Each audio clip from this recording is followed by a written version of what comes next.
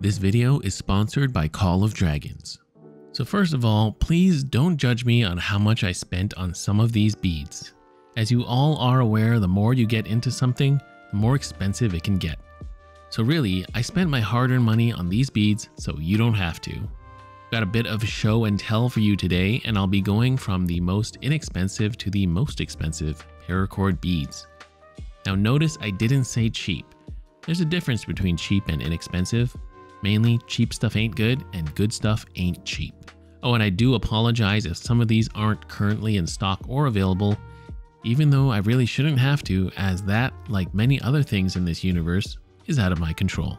So let's get right into it with the first couple of beads.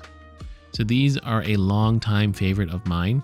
For you OGs out there that have been with me for a long time, you'll recognize these Schmuckatelli beads.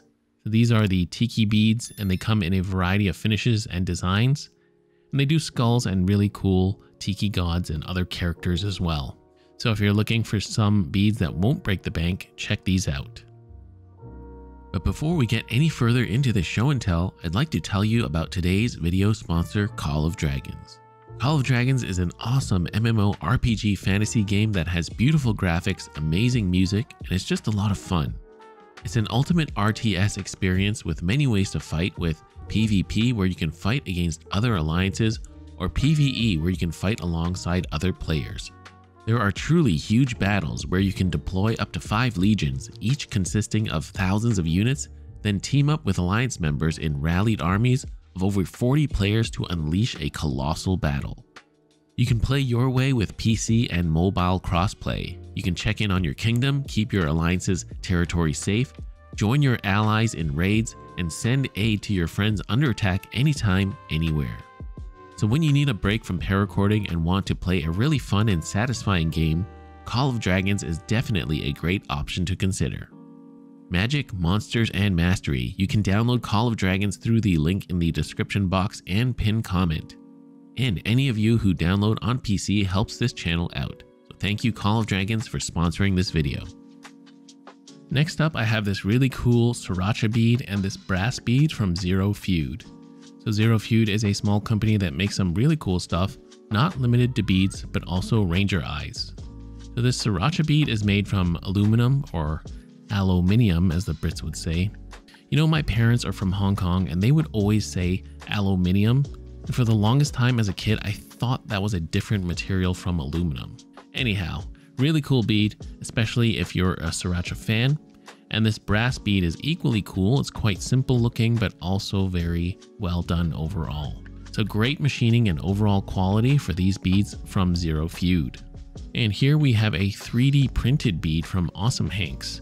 And this has been hand finished after it was 3D printed. It's got a really cool Segaiha pattern on the side. They do come in other colors, but also Awesome Hanks has a lot of other bead designs to choose from. And of course, as the name implies, Hanks. They do have a lanyard attachment point on them, so you can attach some paracord and a bead to these Hanks as well, which is pretty cool. Next, here are some beads from Dam Designs, a really cool knife company that also has some very interesting EDC products and beads. So I've got an aluminum milk can bead here with this nice white finish, a titanium UFO bead, an Altum Pac-Man bead, which is quite large, and of course the Monsuta beads in titanium, aged brass, and zirconium. So all of these beads are very interesting and they're very well machined and really add some personality to your EDC gear. I've actually featured these beads in some of my lanyard tying tutorials in the past as well.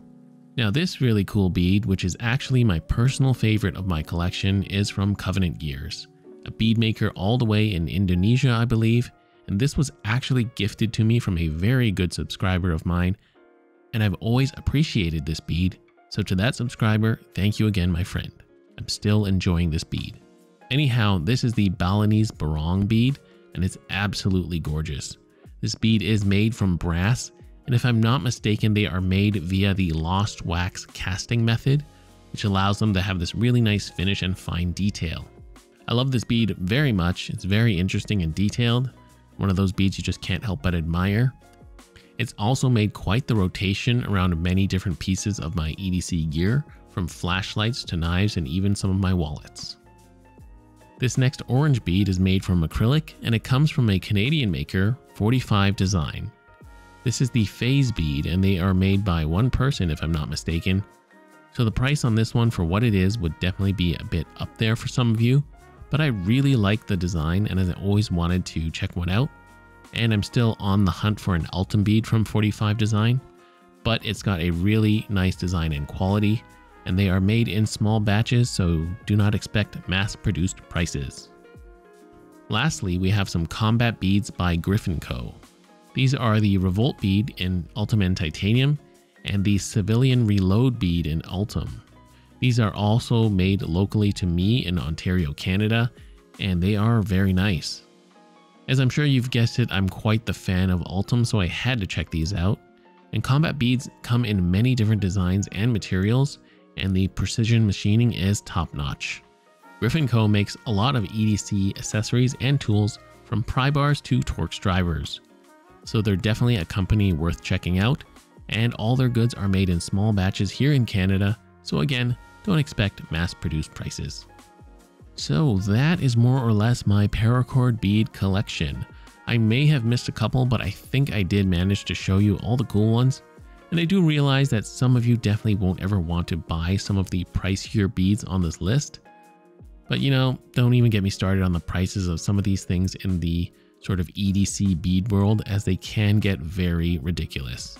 And if you think some of the prices are crazy on these beads, just go look up beads by Scoopy Loops. That's all I'll say. Anyhow, I'll have links for all the beads I've shown in the description box below, but again, some may not be available due to stock or whatnot. Hope you enjoyed this and thanks for checking it out.